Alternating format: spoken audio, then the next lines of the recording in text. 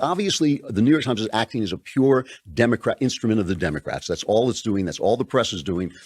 So why does that hurt the Democrats? Isn't that great for the Democrats? Well, no, it's not, because now you've got all these people who are voters who are once again getting their hopes ginned up, once again thinking, oh boy, this is a scandal. You can see them on Twitter. You can see them like just, oh, I knew it. They said this was the end, but it's just the beginning. And it's all going to fall through. It's all going to fall through because this Barr's reputation. Barr is a straight guy. He's not there. He didn't like this investigation because it's a hoax, because the whole thing is a shame to begin with.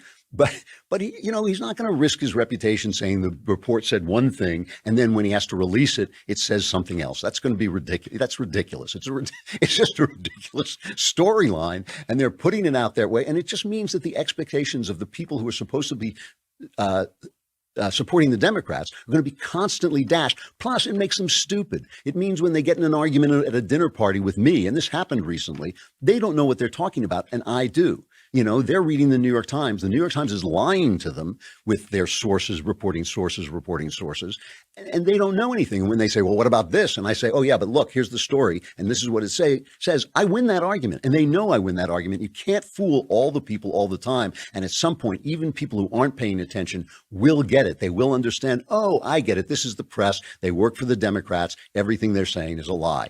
Once you do that, the Democrats are lost. So that is one important way that having a press that's all Democrat hurts the Democrats. A second way that it hurts the Democrats is that they do this thing we've been talking about all week. We got it from Shelby Steele, but it's a really great observation. It's a great observation because it comes from Shelby Steele. It's a great observation that the Democrats, the left, have managed to transform political debates into moral debates.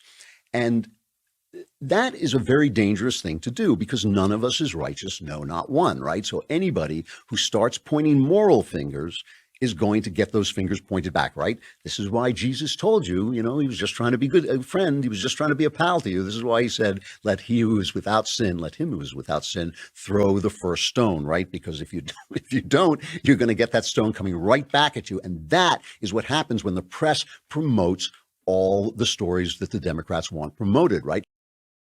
The third way is the most important as far as I'm concerned, is that the invisibility that the press gives the Democrats encourages corruption. It encourages corruption. When you're invisible, it's the Gollum rule. When you're invisible, you're Gollum, and you're going to just eventually, get worse and worse and worse. You've got Ilhan Omar now, who is being investigated for spending $6,000 in campaign funds on her divorce.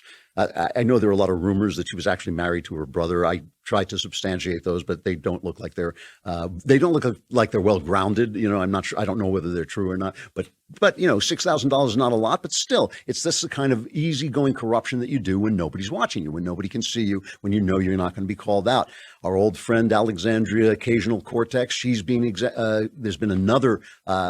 A second, I believe, complaint to the Federal Election Commission saying that she and her campaign manager operated a subsidy scheme that ran afoul of campaign finance laws. They had a company that was basically undercharging them, to do favors for them. And she's denying all this. She says this is a right-wing hit job. But listen to the way she talks. She goes on, I guess this is that instant Facebook thing, and she's just throwing Instagram. Thank you. She's just throwing out these incredible charges against our law enforcement guys on the border. Listen to this. At least I'm not trying to cage children in the border and inject them with drugs. That's not a mistake. That is a deliberate policy to attack people based on their national origin. That's not a mistake. That's just hatred. That's just cruelty. That's just wrong. That's just crazy. I mean, that's just crazy. She thinks that our border patrol are injecting people, kidnapping people and injecting them with drugs because they don't like their race. That's what she thinks. And she can say that because she's not going to get hit. That's not going to be on the front page of the New York Times, the paper that's supposed to be covering the city where she is a representative. That's just not going to happen to her. So she can say those awful, awful things and get away with it. Whereas anybody on the right said it, of course, they'd be crucified. So it encourages corruption. So a Democrat press it hurts the Democrats by making them stupid on the issues while constantly disappointing them with fake news that doesn't have a climax. It creates trivial moral categories for scandal for the right, and then leaves Democrats open to the same tactics and under charges of hypocrisy, and it encourages corruption, which always comes back to bite them all, as the New York Times has told us, in defense of the narrative.